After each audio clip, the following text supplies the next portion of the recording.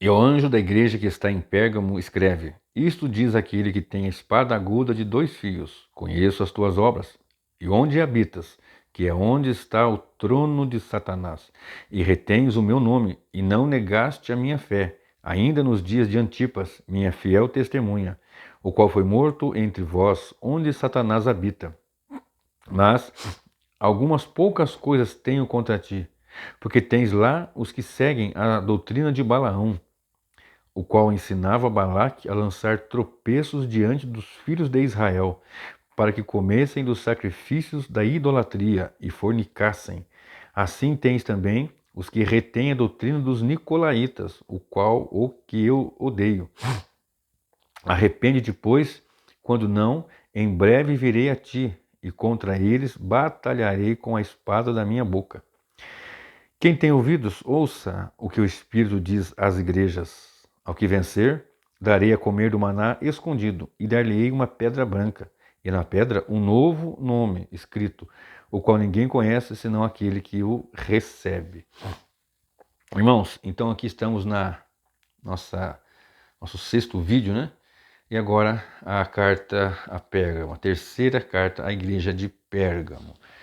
Então, irmãos, essa cidade, né, agora falando da cidade, e logicamente a igreja nessa cidade, mas a cidade de Pérgamo estava localizada sob uma grande montanha de rochedo, tendo a seus pés um grande vale circunvizinho, né? Os romanos a fizeram capital da província da Ásia.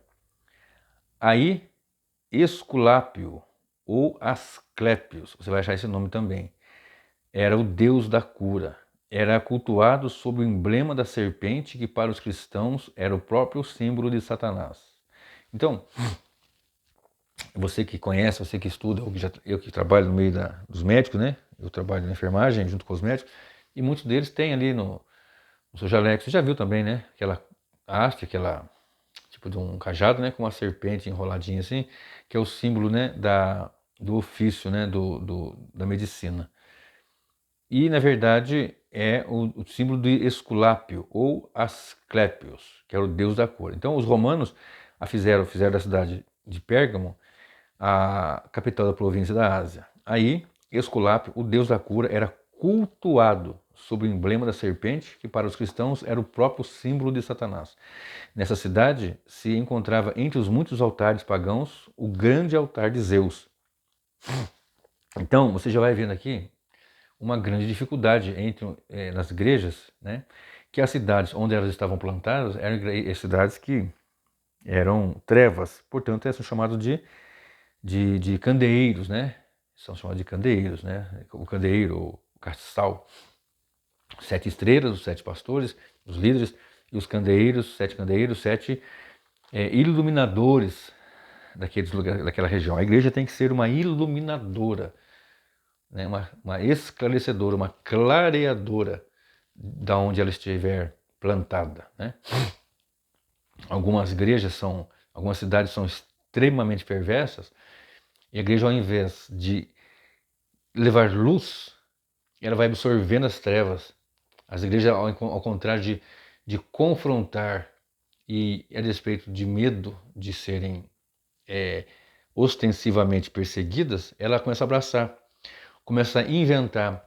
Aí vem aquelas bobagens, né, de arraial gospel, daqui uns meses vai ter alguns lugares, o carnaval gospel, as baladas gospel, a rocha gospel e os cambau gospel, e, né, vai tudo para o inferno gospel. De maneira que uma igreja tem que ser o candeeiro. Ali então havia um grande altar, né, um altar muito grande para os Zeus, né, e tinha essa adoração a Asclépios, né, ou Esculápio, o deus da cura, né.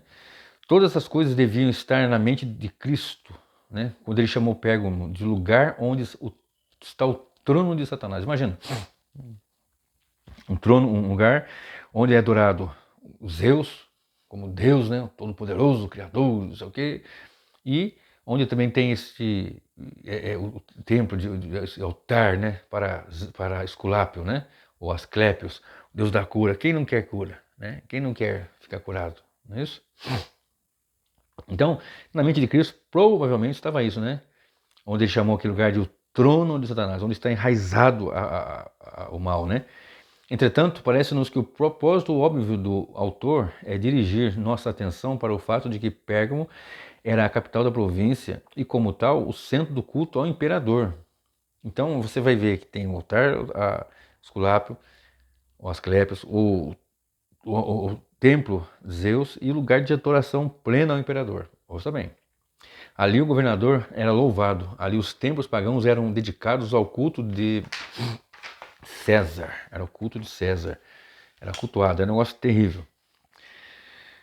Ali era exigido dos crentes que oferecessem incenso, olha bem, dos cristãos aqui, não é dos ímpios só não, dos crentes, que oferecessem incenso à imagem dos imperadores e que dissessem César é o Senhor. Eu falei agora há pouco no último vídeo que Policarpo foi queimado, foi às chamas por conta de não dizer que César era o Senhor. Aí Satanás tinha seu trono, ali ele reinava livremente. Olha bem, essas coisas diz aquele que tem a espada afiada de 2 gumes. De novo, a autodesignação está em harmonia com o tom geral da carta. Aqui se diz que Cristo tem a espada de 2 gumes, porque ele fará guerra contra os nicolaítas, a menos que se arrependam. No versículo 16 está bem escrito isso, né? A despeito, porém, do fato de que o trono de Satanás estivesse localizado ali e do fato de que ali Antipas tivesse mandado matar os crentes que se recusavam ou que se recusaram, né, e foram fiéis ao Senhor, os crentes de Pérgamo ainda se atinham tenazmente à sua confissão ao seu Cristo. Vou ler de novo.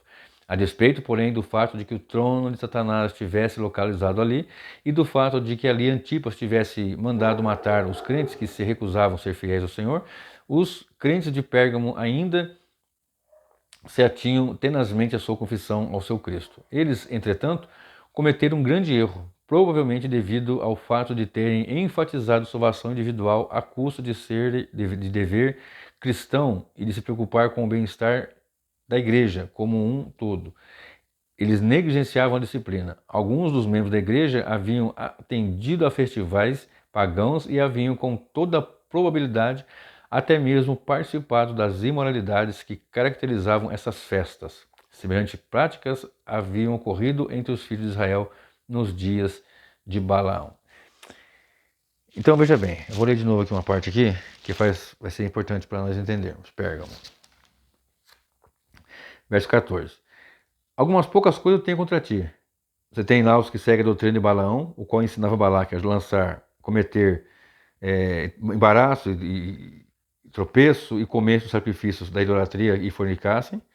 E também vocês têm ali a doutrina dos nicolaítas. Vocês ali têm isso, né? Em Balaão, você vai achar isso lá em Números 25, de 1 a 2 e 31, 16. Você vai ver essa grande dificuldade que Israel passou por causa de Balaque e Balaão. Como Israel também, Pérgamo teve seus nicolaítas, né? Então lá no Israel tinha os seus nicolaítas, como aqui nós temos na carta a Pérgamo, na cidade de Pérgamo, a igreja de Pérgamo, essa dificuldade. Não devemos fazer pouco dessa tentação. Recusar-se a comer carne sacrificada aos ídolos, e especialmente recusar-se a frequentar essas festas, significava retirar-se da grande parte de toda a vida social daquele tempo, pela razão de que o comércio tinha como patrono as deidades que deveriam ser cultuadas nessas festas. Eu já falei em outros vídeos, de outras séries, de outras pregações. Então as carnes eram levadas para o templo, eram apresentadas às divindades. O que era servido para a divindade, algumas coisas eram todas, outras eram partes, outra parte era vendida no comércio, no açougue, mas eram sacrificadas antes. Tanto que Paulo fala assim, ó, quando você for comprar carne no açougue, não fica perguntando se foi... Não, por causa da consciência do outro, né? Porque quer comais, quer bebais, façai tudo para a glória de Deus. Mas, por causa do outro, você não pergunta se a carne foi sacrificada a qual Deus. Ah, foi sacrificado a Artemis, a Zeus, então eu não vou comprar. Por causa do outro, um fraco na fé. E os crentes ali tinham, então, os nicolaítas, né? Novamente aqui os nicolaítas. E tinha aqui aqueles que seguiam a doutrina de Balaão. Tenho contra ti, porém, algumas coisas. Os que seguem a doutrina de Balaão, que leva o povo. Não, irmão, não é bem assim. Não tem, você está sendo muito radical, rapaz. Não é assim desse jeito, né? Não há problema algum em você ter uma comunhão assim. Não, a Bíblia nos informa assim que comunhão entre as trevas e luz. A igreja não é chamada de candeeiro, estrela, pastor, não remete a brilho. Então que negócio é esse de brilhar com trevas? Que negócio de ser candeeiro apagado? Está entendendo como é que é a dificuldade aqui? A doutrina de Balaão é: vamos participar do sacrifício dos ídolos, não há problema algum. E os nicolaítas, né? Tem muita coisa aqui, tem muita. Né, é até difícil falar, eu falei um pouco no primeiro vídeo sobre Éfeso, mas é basicamente o mundanismo. É basicamente o mundanismo. Você não está vendo essas grupinhas de dança, né? Dos meninos travestidos lá, tudo requebrando as munhecas lá, dançando em muita igreja e sendo aplaudidos? Né? Você não está vendo coisas que são invencionistas, coisas que o mundo apresenta, que o mundo aplaude, que o mundo lança confetes sendo trazidos para dentro dos lugares chamados igreja, dos cultos, e as pessoas estão aplaudindo e estão batendo palmas, estão dizendo: é isso que é igreja, é isso que é bonito, isso que é. Você está vendo? Assim que é a igreja, tem que ser uma igreja socialmente participativa. A igreja não é socialmente participativa, a igreja é uma pedra nos pés da impiedade. A igreja é uma coluna, é a coluna da firmeza da verdade. E a firmeza da verdade se contrapõe à fragilidade da mentira. A firmeza da verdade é a firmeza que vai contrapor-se ao curso do mundo, ao que Satanás coloca ali e as pessoas aplaudem e recebem, né? E regozijam-se com os seus banquetes de imundícia, de idolatria, de paganismo. Uma igreja miscuída com o pecado, com as trevas, não pode ser uma igreja comum. A igreja que Cristo preconiza nas Escrituras: caste sal, candeeiro, luz, iluminadora. De maneira que os pastores, que muitas vezes eram fiéis, foram-se ao longo do tempo tomando o caminho do pragmatismo e aceitando essas mentiras, enganos, heresias e erros, de maneira que a igreja encheu, lotou, mas ela inchou e está cheia de pecado, cheia de engano, cheia de erro, e o Cristo viu virá com uma espada de dois fios e vai vingar, porque nosso Cristo é um Senhor que é vingador. Onde eu comentei com um rapaz e disse assim: Jesus é bom. Ele falou: é mesmo. E eu falei: também é vingador. Ele é vingativo? Eu falei: é vingador. É diferente de vingativo. Mas eu vou gravar um vídeo no meu canal e vou explicar isso aí. Hoje não vai dar tempo de falar isso. Né? O Vingador de Deus. É o título da mensagem que eu vou pregar daqui a uns dias. O Vingador de Deus. Voltando aqui, a recusa em participar dessas festas, né, eu estava dizendo, geralmente significava que um homem perderia seu emprego, seu comércio, e ele seria considerado um excluído. Assim, algumas pessoas começaram a argumentar que, afinal, alguém poderia frequentar tais festivais e partilhar das carnes oferecidas aos ídolos, e talvez oferecer incenso aos ídolos pagãos, desde que mantivesse sempre em mente um tipo de reserva mental, que um ídolo nada significa. Outros levavam essa linha de raciocínio ainda mais longe e diziam: como pode alguém condenar e vencer Satanás a menos que o conheça plenamente? Olha só a sutileza. Eu preciso conhecer, eu preciso entrar lá, eu preciso estar na casa dele para conhecer. Não. As Escrituras já nos dão o respaldo suficiente para saber quem ele é. E outros: não tem problema, vou ser excluído, vou perder emprego, tem família, tem filho, vou ser excluído. É o que as pessoas não querem, ser excluídas, ser canceladas. Portanto, somente anunciar o Evangelho e ser uma igreja que realmente resplandeça como astros no meio dessas trevas tenebrosas. Trevas tenebrosas foi boa, né? Essas trevas. De maneira que, mentalmente, eu estou pensando em Cristo, mas eu participo, eu queimo um incensozinho ali para o imperador César, eu queimo um incensozinho para Artemis, para Zeus, para... E tranquilo, só que minha mente está em Cristo. Né? Não tem problema nenhum eu chegar lá, tem ídolo de todo jeito, mas eu sou de Cristo, não tem problema, tem a imagem A, a imagem C, a imagem B, balança lá o incenso e tal de coisa, mas a minha mente está em Cristo. Eu não estou pensando naquilo, você está participando, você está participando, você faz isso, você está participando da mesa dos demônios, do sacrifício dos demônios, você faz parte das trevas e vai para o inferno. Lembra de Naamã? 2 Reis, capítulo 5, verso 18, depois que ele foi curado da lepra, 2 Reis 5, 18, ele fala: perdoa-me quando meu senhor entrar na casa de Rimom para ali adorar. Ele era um general, ele era o homem de confiança, o homem de guerra do seu rei. E o seu rei era idólatra, e ele também era, mas ele foi curado pelo Senhor quando ele foi lá e Naamã, no Rio Jordão, mergulha 7 vezes pela ordem de Eliseu, profeta de Deus, e então ele é curado. Então ele leva um pouco de terra de ali e tal, etc e tal, e ele Mas ele fala, o meu Senhor vai entrar para adorar o seu Deus. Vocês me perdoam que eu vou ter que, quando ele abaixar, eu tenho que abaixar também, porque ele vai se apoiar em mim. Uma coisa, não sei, muitas coisas são contadas. Eu vou ter que entrar, mas eu não vou estar lá espiritualmente, só fisicamente. O meu Deus agora é o Deus de Israel. Esse era um caso. Esse é um caso que pode ser usado como base para algumas situações, mas não é a norma. Não é a norma. Então você tem uma liberdade, e ele não tinha. Ele tinha que entrar com o seu. Era uma questão de ser um guerreiro, de repente um estadista, alguma coisa assim. No entanto, Daniel também era um estadista, Isaías também era, e serviam ao Senhor.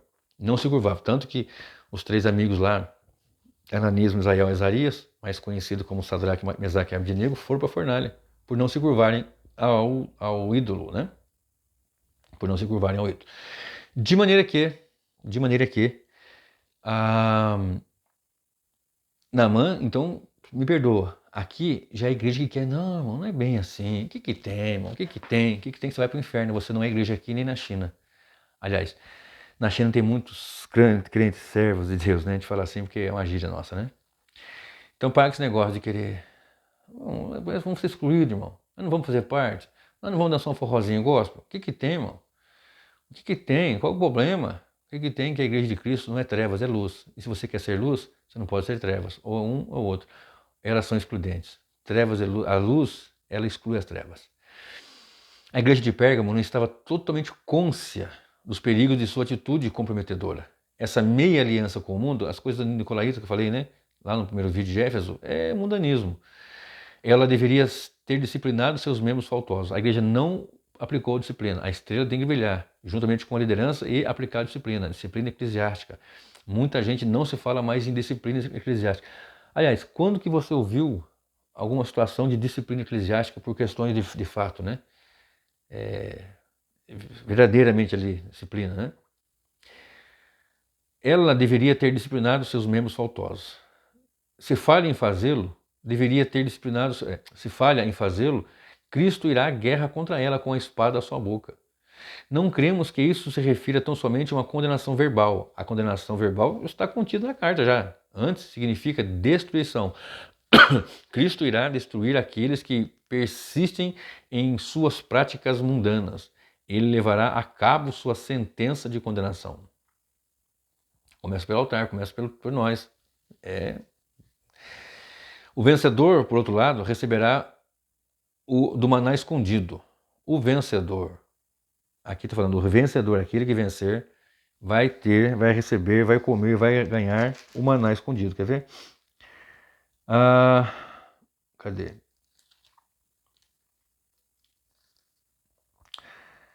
Ao que vencer, darei comer do maná escondido. Verso 17. Onde que eu parei? O vencedor, por outro lado, receberá do maná escondido, isto é, Cristo em toda a sua plenitude. Presta bem atenção nisso aqui que é importante. Cristo em toda a sua plenitude. João 6, de 33 a 35. Olha só que coisa mais linda. João 6, de 33 a 35. Vocês me perdoam que eu estou com rinite faz dias já, irmãos. 6:33. Cadê Jesus? 6.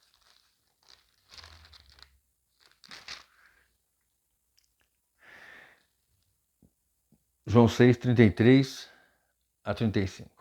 Porque o pão de Deus é aquele que desce do céu e dá vida ao mundo. Disseram-lhe, pois, Senhor, dá-nos sempre deste pão. E Jesus lhe disse, eu sou o pão da vida. Aquele que vem a mim não terá fome, e quem crê em mim nunca terá sede. Então, ele é o pão da vida. Escondido do mundo, mas revelado aos crentes já aqui na terra e especialmente no porvir. Em outras palavras, esses vencedores que dominaram a tentação, esses crentes, né, que dominaram a tentação de participar dos pagãos, festivais pagãos e de comer carne sacrificada aos ídolos, serão alimentados do próprio Senhor. Então, não quis participar, não sentou na mesa dos demônios, não participou da mesa da impiedade, do sacrifício de idolatria, ele se policiou nisso e foi fiel nisso, vai comer do maná escondido, que é Cristo escondido do mundo, mas revelado a nós. Serão alimentados do próprio Senhor. A graça de Cristo a todos os seus gloriosos frutos serão sua comida invisível e espiritual e escondida, certamente muito real e muito abençoada. Eles recebem o pão do céu, né? Ele não falou, seus pais comeram maná, mas o maná verdadeiro sou eu, que dá uma vez só e acabou, não tem mais sede, não tem mais fome, nada mais. Bem como lhes darei, então o primeiro ponto aqui é o vencedor, que renuncia, que não se senta à mesa, que realmente bate contra o Balaão e os nicolaítas, o mundanismo, o sacrifício aos ídolos, não fazem parte, não se preocupam em ser, não estão preocupados se vão ser excluídos socialmente, porque a igreja ela é luz, e se se não clarear ali, ou eles clareiam e se tornam igreja, ou vão nos excluir, não tem problema, é assim que funciona. E tem uma outra coisa, bem como lhe darei uma pedrinha branca, e sobre essa pedrinha escrito um nome novo, o qual ninguém conhece, exceto aquele que o recebe. Agora vem aqui uma questão interessante, 20 minutinhos já. Deixa eu ir mais 10 aqui, irmãos. Bem como lhe darei uma pedrinha branca, e sobre essa pedra escrito um nome novo, o qual ninguém conhece, exceto aquele que o recebe. Os comentaristas, então, estão grandemente divididos em suas opiniões com respeito ao significado dessas palavras. Depois de extenso estudo, chegamos à conclusão que só há duas interpretações que merecem considerações sérias. Todas as outras são objetáveis logo de princípio. Então tem duas que o autor aqui determina como melhores para que nós façamos uma observação. Cada uma das duas teorias restantes tem tanto mais a seu favor que nos tem sido impossível tomar uma decisão definitiva. Portanto, colocaremos aqui as teorias e os argumentos que as suportam e deixaremos para no caso quem está ouvindo a gente aqui, me ouvindo, né, a escolher ou a permanecer indeciso. Qual dos dois pontos que é o correto sobre a questão da pedrinha branca? Primeira das teorias ou da interpretação. Conforme a primeira interpretação, a pedra representa a pessoa que a recebe. Tal como em Israel, as 12 tribos eram representadas por 12 pedras preciosas, como o peitoral do sumo sacerdote. Está lá em Êxodo 28, de 15 a 21. Cada pedra representava uma das tribos. Então aqui há uma teoria ou uma interpretação de que a pedra representa cada indivíduo crente salvo.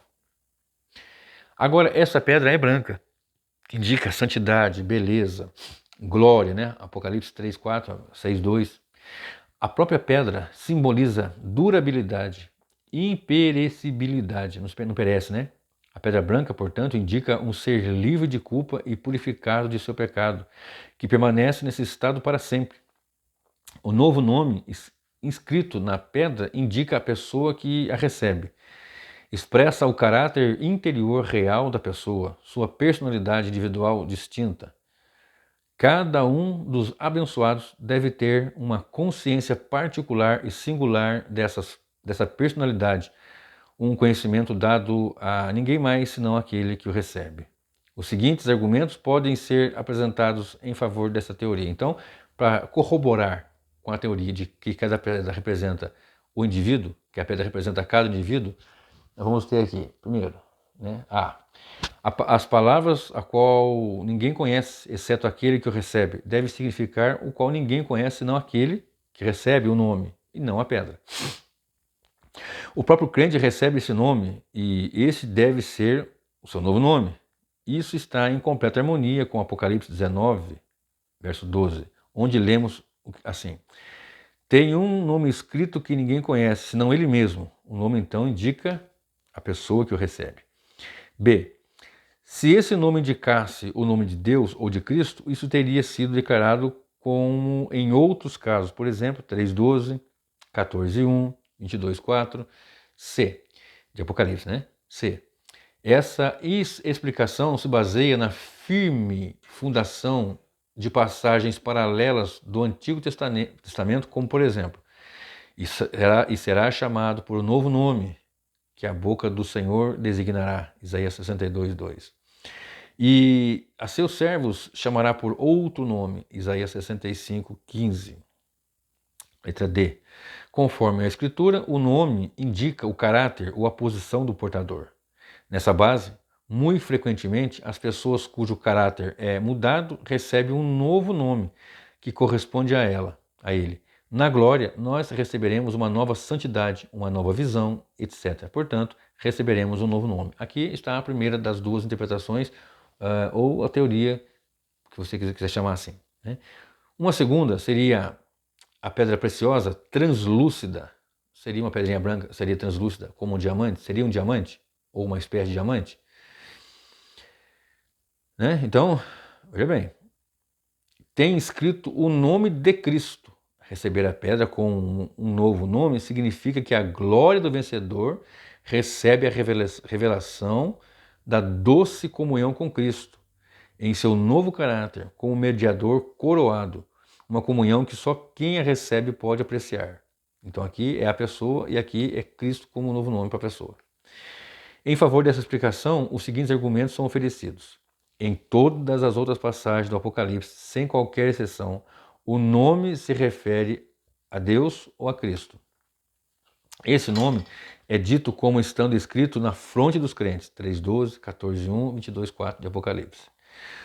Letra B. O ponto de vista de que esse nome se refere a Cristo é apoiado tanto pelo contexto precedente quanto pelo posterior. O maná escondido se refere ao Cristo que é para o crente. Sobretudo, nessa mesma série de cartas, encontramos uma passagem paralela, 3:12 de Apocalipse, em que o nome, embora escrito do crente, é definido como pertencente a Cristo. Então, no primeiro ponto, a pedrinha representa a pessoa, indivíduo, que recebe um novo nome. Não a pedra, mas a pessoa. Aqui, o nome é Cristo, o nome de Cristo na pessoa. Vou explicar melhor aqui. O ponto de vista que esse nome se refere a Cristo é apoiado tanto pelo contexto precedente como pelo posterior. O maná escondido se refere ao que Cristo é para o crente. Sobretudo, nessa mesma série de cartas, encontramos uma passagem paralela, que está lá em 3:12, e que o nome, embora escrito do crente, é definido como pertencente a Cristo. Letra C. Assumir que a expressão o qual ninguém conhece, exceto aquele que o recebe, significa aquele que recebe o nome. Não prova que o nome seja a nova designação do próprio crente. Pode-se tanto dizer que o crente recebe o nome de Cristo, quanto dizer que o nome de Cristo é inscrito na fronte do crente. É interessante observar, quanto a isto, que os não crentes recebem do diabo a imitação do novo nome. Deles se diz que receberam a marca na fronte e na mão. Apocalipse 24. A questão da marca da besta, que pensa que é um chip e tal. Tal como os crentes recebem o nome de Cristo na fronte. Essa marca, porém, indica outro, isto é, a besta. No caso ali do Apocalipse que eu falei, da marca da besta. Essa é a marca da besta que os não crentes recebem. Semelhantemente, na linguagem presente, 2:17, os crentes recebem o nome de Cristo, isto é, seu nome é escrito na fronte do mesmo sentido que o ímpio recebe do anticristo, o da besta, Então, o primeiro argumento, a pedrinha representa a pessoa, e o nome é o novo nome da pessoa. E o segundo argumento é que a pedrinha translúcida seja um diamante e tal, e o nome de Cristo está na pessoa, escrito, Temos o selo do Espírito, então. Letra D. Essa ideia está em harmonia com o simbolismo. Eita, 28 minutos já. Essa ideia está em harmonia com o simbolismo do Antigo Testamento, o qual está embutido nas diversas passagens do Apocalipse. Na fronte do sumo sacerdote, para ser exato, na frente da mitra, estava escrito um nome. Não era o nome do sumo sacerdote, mas o nome de Jeová. Então o sacerdote tinha, na sua mitra, o nome ali, a santidade do Senhor, e está o nome de Jeová ali. Não o nome do sacerdote, do sumo sacerdote, mas o nome do Senhor. Esse nome designava o sumo sacerdote como servo consagrado de Jeová, como pertencente a ele. Assim lemos: farás também uma lâmina de ouro puro e nela gravarás a maneira de gravuras de sinetes. Santidade ao Senhor, e atá-las-ás com um cordão de estofo azul, de maneira que esteja na mitra, bem na frente da mitra estará, e estará sobre a testa de Arão. Êxodo 28, 36 segue. O significado então é como se segue: assim como na antiga dispensação o nome de Jeová estava escrito na fronte do sumo sacerdote para indicar que ele era especialmente consagrado como servo de Jeová, assim os crentes frequentemente chamados sacerdotes no Apocalipse terão um novo nome, escrito na fronte, a saber, o nome de Cristo, seu novo nome. Né? Esse nome não é escrito sobre uma placa de ouro puro, mas ainda melhor, sobre uma translúcida pedra preciosa. Isso significa que o vencedor pertence a Cristo, é seu servo, se regozija em sua comunhão, na sua nova glória e domínio. Sobretudo, assim como na antiga dispensação, só o sumo sacerdote havia recebido os segredos quanto ao nome de Jeová, e só ele sabia como pronunciá-lo. Assim, na nova dispensação, só o crente sabe o significado abençoado do nome de nosso Senhor Jesus Cristo. Deixa eu parar um pouquinho aqui. Para o sacerdote, ele recebia o nome do Senhor e só ele sabia pronunciar. Para a igreja, que também é chamada de reis e sacerdotes, tem em Pedro, tem em Apocalipse, várias passagens bíblicas, é o reino sacerdotal, somos reis e sacerdotes pelas graças de Cristo, pelo intermédio de Cristo, de maneira que o significado do nome de Cristo, Jesus Cristo, para muitos, é tudo. É dinheiro, é riqueza, fama, é bom. Eu falei ontem, né? Jesus é bom e vingador. É vingativo? Você não está conhecendo bem o Cristo. E não vai ser conhecido se Deus não revelar. Ninguém vai conhecer se Deus não abrir, não revelar. Não adianta. Né? Quem é Cristo? Hoje é dia 6 de janeiro. Há poucos dias estava em Natal. Quem é Cristo? Ah, é que o menino Jesus. É o menino Jesus. Né? Menino Jesus. Ah, é o bom. É o bom. Como é que fala? O pessoal fala, tem umas. Bom, não sei o que lá. Bom Senhor. Uns negócios assim. Uns negócios assim. A revelação do nome é para a igreja. Nasceu em Belém Cristo, Senhor, Salvador. O que quer dizer isto? O que quer dizer isso? Só vai saber quem é dele mesmo, não adianta. Sabe? Não vai participar de Balaão com a imundícia, nem dos nicolaítas com o mundanismo. Vai se abster disso, uma igreja que é de fato castiçal, que é candeeiro, que a estrela realmente brilha, o pastor realmente brilha, porque a estrela remete a brilho, e vai levar o povo, ainda que perseguido e excluído da sociedade, a ser fiel a Deus. E sendo fiel a Deus, receberá um novo nome. Seja esse novo nome da pessoa que recebe a pedra branca, como um ticket de entrada, ou o novo nome de Cristo nele, como aqui no sacerdote. Acho bem interessante. As duas você decide qual que você acha que é melhor. Né? É interessante isso. Tem coisa que é difícil bater o martelo. É essa ou é aquela? Mas o certo é, o vencedor vai receber. Isso é certo. E só vai ser vencedor aquele que está em Cristo. Ah, eu sou de Jesus. Mas você é de Jesus? Qual Jesus? O Jesus que inventam ou o Jesus bíblico? Porque o Jesus bíblico ele mata o ímpio. O Jesus bíblico é vingador. O Jesus bíblico é bom pastor, ele ama, mas ele também vai lançar à direita e à esquerda, as ovelhas à direita e os bodes à esquerda, e apartar de mim, quem vai dizer isso aí é o Jesus. É isso mesmo que na cruz morreu. Então, olha bem, assim na nova dispensação, só o crente sabe o significado abençoado do nome de nosso Senhor Jesus Cristo. Só quem é salvo sabe o que significa esse nome Jesus Salvador de fato. Porque aqueles que vivem dizendo que tem Cristo, eu tenho Jesus no meu coração, minha minha não tem religião, eu tenho Jesus, tem Jesus, mas vive ímpio, bebe. Né? Já falei que bebida já falei que beber não é pecado, né? Tem um vídeo meu explicando isso daí. Me refiro ao vício, ao escândalo, né? A embriaguez de fato. Não posso chamar de pecado aquilo que a Bíblia não chama, né?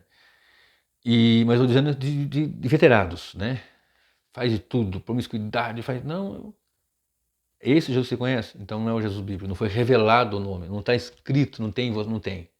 Se Deus não colocar, ninguém coloca. Eles, né? E só eles sabem o significado na comunhão com Ele. Só os que de fato, crentes de fato, sabem o que quer dizer essa comunhão. Em princípio, eles já sabem isso aqui sobre a terra. Já sabemos isso. É aquela tensão do já, mas ainda não. Já sabemos, mas ainda não em sua plenitude. Ainda não em sua plenitude. Então, em princípio, eles já sabem isso aqui sobre a terra, mas uma revelação a mais sobre o significado desse nome lhes está reservada nos céus, onde para sempre aqueles que foram selados na fronte com o selo de Deus, do Deus vivo, serão designados como o próprio Cristo. Eles recebem seu nome e isso é seu novo nome na fronte. Isso é só para a igreja, não tem conversa. Pode zoar, bagunçar, pintar e bordar aí, que nem Porta do Fundo, esse lixo faz aí, como fizeram nos carnavais que passaram aí, sei lá, que era Jesus. Não, fica tranquilo. Quando ele vier, ele chega perto, você vê. Vai zoar com ele, vai fazer bagunça. Vai, tenta. Tenta. Você pode falar do nome, você pode xingar, você pode mas pode até fazer uma caracterização, fazer um espantalho e dizer, é isso aqui. Não é, meu irmão. Que quando ele vier em glória, poder e majestade, dia glorioso e dia tenebroso. Tem conversa, meu irmão. Eu tenho Jesus. Que Jesus, rapaz? E vive na imundícia do pecado. Tem Jesus e vive na promiscuidade. Tem Jesus e tem 2, 3, 4 amantes. Tem Jesus e vive dando toma em todo mundo. Aí tem Jesus, um ódio no coração. Tem Jesus e vive na promiscuidade. Pecar, a gente peca, irmão. Ninguém aqui está dizendo que vai falhar, porque o pecado ainda vai ser, de fato, eliminado quando estivermos em corpo de glória. Aí acabou. Mas não lutar contra o pecado já é um sinal que, como falo, né? Já estou no inferno, o que custa dar um abraço no capeta, né? Uma gíria da roça. Eles recebem seu novo, isto é, seu novo nome na fronte. Não exageremos a diferença entre esses dois pontos de vista. Na primeira interpretação, o crente recebe o novo nome, isto é, uma nova revelação ou uma nova relação com o seu Salvador, revelada num glorioso caráter transformado. Na segunda interpretação, Cristo revela o seu nome ao crente, especialmente no porvir. Deveríamos perguntar, portanto, o novo nome de Cristo, que ele certamente recebeu, não implica o novo nome do crente, que, de novo, ele certamente receberá? O que o autor findou aqui dizendo? Olha, é o novo nome da pessoa ou é o nome de Cristo escrito na pessoa? De qualquer forma, é tudo novo. Porque em Cristo tudo é novo. Tudo em Cristo é novo. Se você vive Cristo sem essa novidade de vida, eu não sei que Cristo você está vivendo. E só vai ser revelado para os céus, para a igreja. O maná escondido do mundo, nós comemos dele aqui hoje. E desfrutaremos a eternidade afora. As minhas palavras são espírito e vida, João 6, 63. O novo nome que nós recebemos na Pedra Branca, uma garantia, uma certeza de que nós somos salvos e não vamos perder essa salvação em hipótese alguma, e que nós temos um novo nome, agora nós somos salvos, não somos mais as trevas, somos luz, e temos o nome dele em nós, né? Marcados. Isso é. Você tem uma igreja aí muito boa, só que vocês têm umas poucas coisas. Vocês têm aí os nicolaítas e vocês têm aí os que seguem a doutrina de Balaão, que ensina a lançar. Será que o seu pastor é estrela ou ela já está apagada? Será que na sua igreja está realmente sendo uma luz na comunidade onde ela está? Ou está sendo apenas um lugar de entretenimento, uma ONG? Tem gente que pensa que igreja é ONG. Igreja não é ONG, não, irmão. Para com esse negócio aí. Fazer obra social é importante, mas a igreja não é uma ONG, irmão. Para com esse negócio de que igreja é ONG. Mas lá... mas... Não, a igreja vai pregar contra o pecado. Se a sua igreja, o seu pastor não prega contra o pecado, chama ele de canto. Pastor, por que você não fala contra o pecado? Por que você não fala contra a mentira? Por que aquele irmão rico, só exemplo, um exemplo com base que eu já vivi na minha vida, de 50 e tantos anos, que dá uma oferta grande, o dízimo pesado aqui, faz o que quer, pinta e borda, cada semana está com uma esposa diferente, por que ele não é disciplinado? Por que aquela galera sai lá saracoteando no carnaval e você não fala nada? Por que aquelas irmãzinhas saem ali e aqueles irmãozinhos faz aquilo outro e está tudo certo? Porque eles são filhos de pessoas de importância na cidade, porque vão ser excluídos? Que espécie de igreja estamos sendo? Uma igreja que brilha e se contrapõe às trevas ou uma igreja que se escurece e absorve as trevas? Só para dar uma cutucada e se pintam de preto, não que seja no geral, né? Eu não conheço o coração do homem. E depois fica naquela mesmice mundana. Queremos ficar igual ao mundo para agradar ao mundo e vai tudo para o inferno. Porque quem está na carne agrada o mundo. E o mundo está em trevas e a carne, quem está em carne não pode agradar a Deus. Então que sejamos uma igreja vigorosa e que sejamos fiéis àquele que nos deu um novo nome, um nome de salvo. O Senhor te abençoe e te guarde.